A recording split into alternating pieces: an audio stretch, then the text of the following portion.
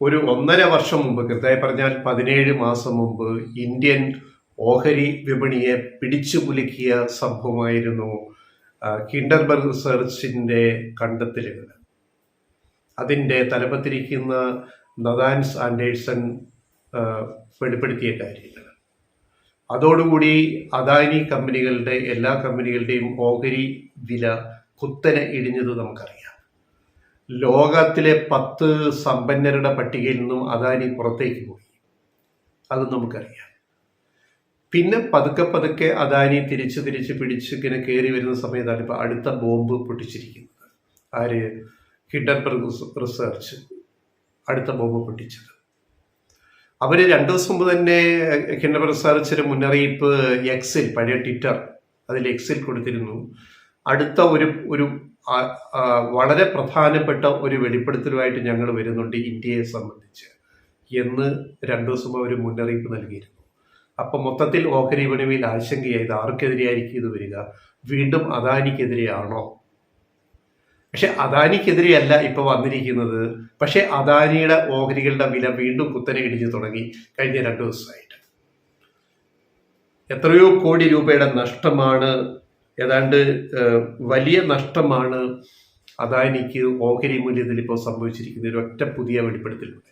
പക്ഷെ അദാനിയെ പേര് പറയുന്നില്ല, ഈ പറയുന്ന ഹിൻഡൻബർഗ് റിസർച്ച് പേര് പറയുന്നില്ല. പകരം ആരെയാണ് ടാർഗറ്റ് ചെയ്തിരിക്കുന്നത്? സെബിയുടെ ചെയർപേഴ്സൺ, ഇന്ത്യയിലെ ഓഹരി വിപണിയെ നിയന്ത്രിക്കുന്ന സർക്കാർ സ്ഥാപനമായ ഓഹരി വിപണിയിലെ ഊഹക്കച്ചവടത്തിലെ ക്രമക്കേടുകൾ കണ്ടെത്താൻ അധികാരപ്പെട്ട സെബിയുടെ ചെയർപേഴ്സൺ മാധവിപുരി ബുഷിനെതിരെയാണ്. മാധവിക്കും അവരുടെ ഭർത്താവ് ഈ രംഗത്ത് പ്രവർത്തിക്കുന്ന, ഓഹരി മേഖലയിൽ പ്രവർത്തിക്കുന്ന ധാവൽ ബുച്ചിനും എതിരെയാണ് ഹിൻഡൻബർഗ് റിസർച്ചിന്റെ പുതിയ വെളിപ്പെടുത്തൽ. ഞെട്ടിപ്പിക്കുന്ന കാര്യങ്ങളാണ് പറഞ്ഞിരിക്കുന്നത്. അതായത് വേലി തന്നെ വിളവ് തിന്നുക. എങ്ങനെയുണ്ട്?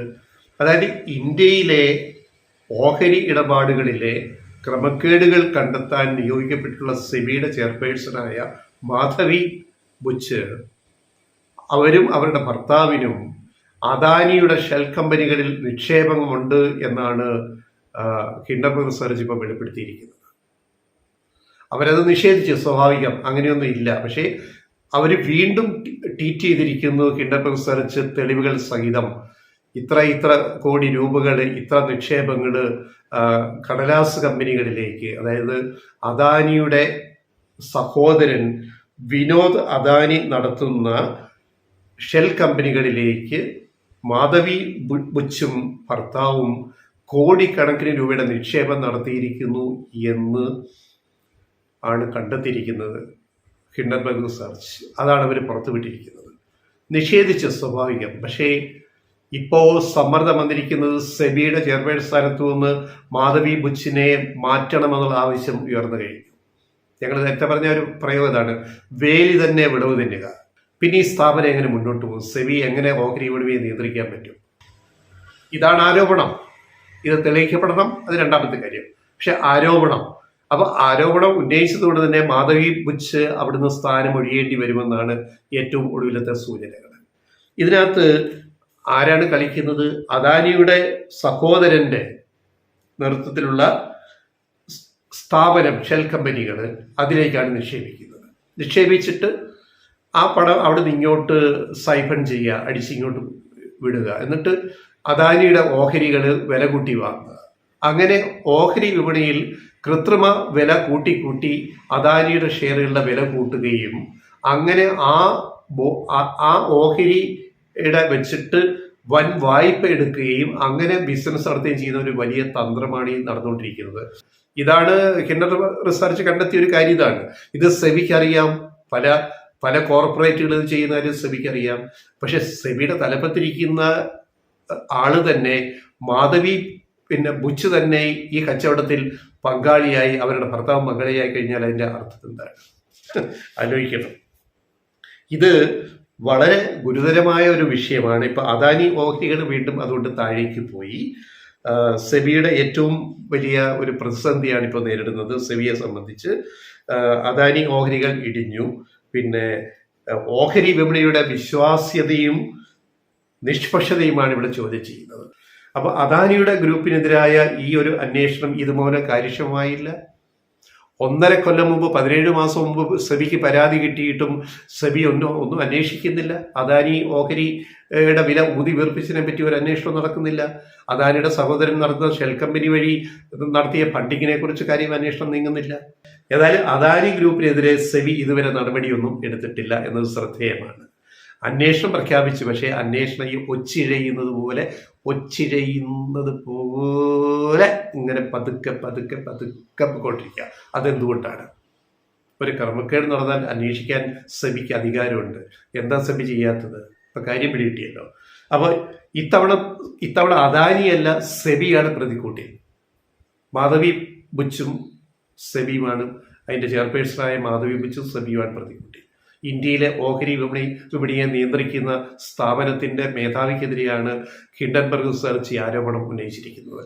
തെളിയിക്കാനുള്ള ബാധ്യത ഇവർക്കുണ്ട്, സെബിക്കുണ്ട്, സെബിയുടെ ചെയർപേഴ്സണായ മാധവി ബുച്ചിനുമുണ്ട്. അല്ലെങ്കിൽ അവർ തൽക്കാലം രാജിവെച്ച് പോകേണ്ടി വരും ഇപ്പോഴത്തെ ഒരു സാഹചര്യത്തിൽ.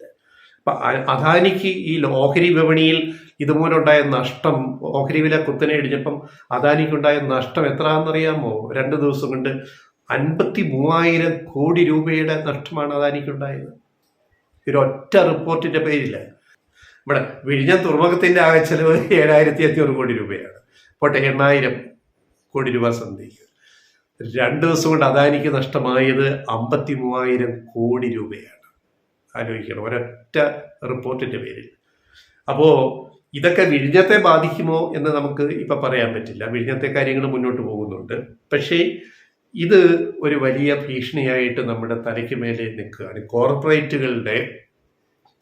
കമ്പനികളുടെ ഇത്തരം ഇടപാടുകളും അതേസമയം അതിനെ നിയന്ത്രിക്കേണ്ടുന്ന, അതിന് തടയിടേണ്ടുന്ന ഇന്ത്യയിലെ സ്ഥാപനമായ സെബിയുടെ ഈ നിലപാടും, സെബിയുടെ തലപ്പത്തിരിക്കുന്നവർ അതിൽ പങ്കാളിയാകുക എന്ന് പറയുമ്പോൾ വളരെ ഗുരുതരമായ ഒരു പ്രതിസന്ധിയിലേക്കാണ് നമ്മുടെ സാമ്പത്തിക രംഗം അല്ലെങ്കിൽ ഓഹരി വിപണി, പ്രത്യേകിച്ച് സാമ്പത്തിക രംഗം എന്നല്ല, പ്രത്യേകിച്ച് നമ്മുടെ ഓഹരി വിപണി പൊക്കൊണ്ടിരിക്കുന്നത്. ഊഹ കച്ചവടമാണ് ഓഹരി വിപണി എന്ന് പറയുന്നത്. പക്ഷെ അത് ബലൂൺ പോലെ വീർപ്പിച്ച് ഒരു ഘട്ടം കഴിയുമ്പോൾ ഇത് പൊട്ടിപ്പോവും. ഠോ എന്ന് പറഞ്ഞ് പൊട്ടുന്നതിൻ്റെ അടുത്ത ഘട്ടമാണ് ഇപ്പോൾ നമ്മൾ കാണുന്നത്. അന്വേഷിക്കേണ്ട ആൾ തന്നെ അതിൽ കുറ്റവാളിയാകുക, അല്ലെ കുറ്റം ആരോപിക്കപ്പെടുക. സെബിയുടെ തലപ്പത്തിരിക്കുന്ന ആൾ തന്നെ ഷെൽ കമ്പനികൾ നിക്ഷേപിച്ചിട്ട് അത് അദാനിയുടെ കമ്പനികളിലേക്ക് മാറ്റുക എന്നൊക്കെ പറയുന്ന വളരെ ഗുരുതരമായ ഒരു പ്രശ്നമാണ് ഇന്ത്യൻ ഓഹരി വിപണി ഇപ്പോൾ നേരിടുന്നത് ഈ പുതിയ വെളിപ്പെടുത്തലിലൂടെ. ഇതാണ് ഞങ്ങൾക്ക് പറയാൻ.